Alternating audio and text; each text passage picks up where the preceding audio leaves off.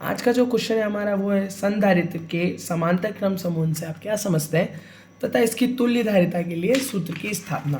पिछले वाले वीडियो में हमने श्रेणी क्रम समूहन के में संधारित्र की रचना और उसकी धारिता के लिए सूत्र की उत्पत्ति पढ़ी थी और आज हम समांतर वाली पढ़ रहे हैं। ठीक है, सबसे पहले हम डायग्राम बनाते हैं। समांतर क्रम में संधारित्र को कैसे जोड़ा जाता है उसमें देखते हैं।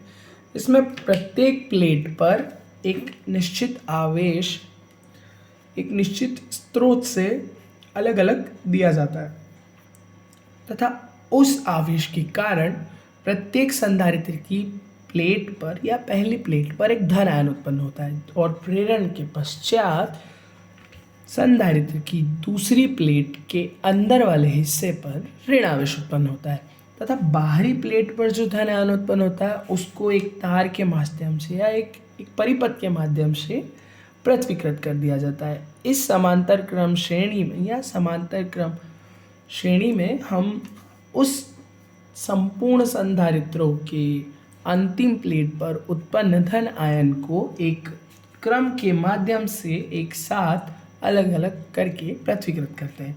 अब इसको एग्जाम से कैसे लिखना है ये देखते हैं। माना कि संपूर्ण संधारित्र में बहने वाले विभव का मान V है तथा एक निश्चित स्रोत से निकलने आवेश का मान Q प्लस Q है। पहले संधारित्र का नाम C1, दूसरे संधारित्र का नाम C2 और तीसरे संधारित्र का नाम C3। ठीक है, तीनों पर आवेश की मात्रा पहले पर Q1, दूसरे पर Q2 और तीसरे पर Q3 प्राप्त होती है। ठीक है, अब इसको एग्जाम में कैसे लिखना है एग्जाम के बेस से वो समझा रहा हूँ। तो बिंदु A पर Q आवेश दिया जाता है, बिंदु A पर एक Q आवेश की गणना की जाती है या इस पर एक आवेश दिया जाता है तो तीनों भागों में तो यह 3 भागों में बढ़ जाता है। माना कि प्रत्येक संधारित्र को Q1, Q2, Q3 आवेश प्राप्त होता है। इस स्रोत से आवेश 3 भागों में बढ़ता है। पहला भाग Q1, दूसरा Q2 और तीसरा Q3 कहलाएगा। ठीक है, तो Q का जो मान होगा जो कि एक आवेश है वो इन तीनों के योगफल के क्या होगा, बराबर होगा। ठीक है, ये हो गया आवेश का मान। यदि प्रत्येक संधारित्र की संधारिताएं C1, C2, C3 है तो तथा बिंदु A और B के बीच का विभव V है तब प्रत्येक संधारित्र के लिए उसकी धारिता का मान कितना होगा वो निकालना है। तो C1 is equal to Q1 upon V। प्रत्येक संधारित्र के विभव का मान कितना V हमने पहले ही मान लिया था। अब C1 के लिए जो मान था उसका निकाला जो आवेश बटे विभव से आया। धारिता का मान हम आवेश बटे विभव से निकालते हैं। अब C2 के लिए वही की वही प्रोसेस। C2 के पे जो आवेश प्राप्त हो रहा था वो Q2 था और उसके बीच का विभव कितना था, V था। अब C3 पर जो आवेश प्राप्त हो रहा था वो Q3 था और उस पर जो विभव था वो V था। तीनों कंडीशनों में विभव हमेशा सेम रहेगा। ठीक है, अब हम पहले समीकरण से Q1 का मान निकालेंगे, दूसरे समीकरण से Q2 का और तीसरे समीकरण से हम Q3 का प्राप्त मान निकालेंगे। ठीक है, ये तीनों जो समीकरण में हम प्राप्त होते हैं हमने अभी आवेश के मान में निकाले थे कि कुल आवेश इन तीनों आवेशों के योगफल के बराबर होगा। तो इस समीकरण में Q1, Q2 और Q3 के मान रखेंगे। सिर्फ इतनी सी प्रोसेस है। तो पहले समीकरण से Q1 का मान हमें कितना प्राप्त होता है, C1 इंटू V। तो मैंने Q1 की जगह C1 इंटू V लिख दिया। दूसरी की जगह C2 इंटू V और Q3 की जगह C3 इंटू V। इन तीनों समीकरणों में अब जो कॉमन आ रहा है इसको कॉमन करके बाहर कर लेते हैं।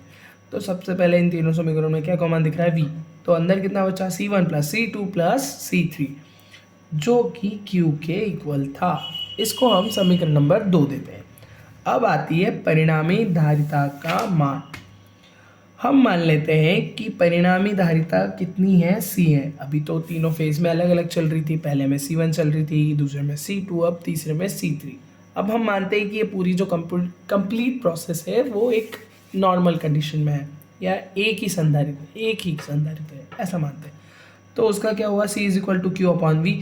जो इसका आवेश का जो मान हुआ, जिससे जो विभव में प्राप्त हुआ, उससे हम क्या करते हैं कि इस Q का हम मान निकालते हैं या इस C में जो ये विभव का जो मान हुआ उसको हम रख देंगे। तो Q इज इक्वल टू कितना आया, C इंटू V। इसको हम समीकरण नंबर 2 में क्या करते हैं, रख देते हैं।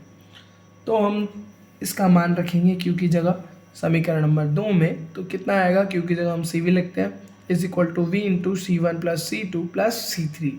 वी से वी कैंसिल हो गया, पक्षांतर करने पर दोनों चीज़ें कैंसिल हो जाती है, बचा कितना C is equal to C1 plus C2 plus C3।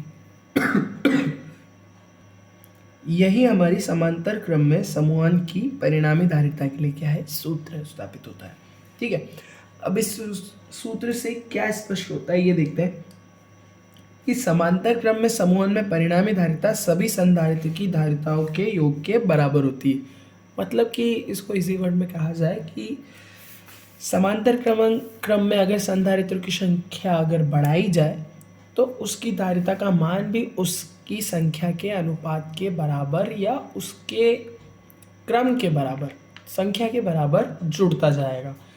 अगर 3 संधारित्र है तो उसकी परिणामी धारिता 3 गुना होगी, 5 संधारित्र एक साथ जुड़े तो 5 गुना परिणामी धारिता प्राप्त होगी। बस यही कहना था। क्वेश्चन खत्म होता है, आंसर।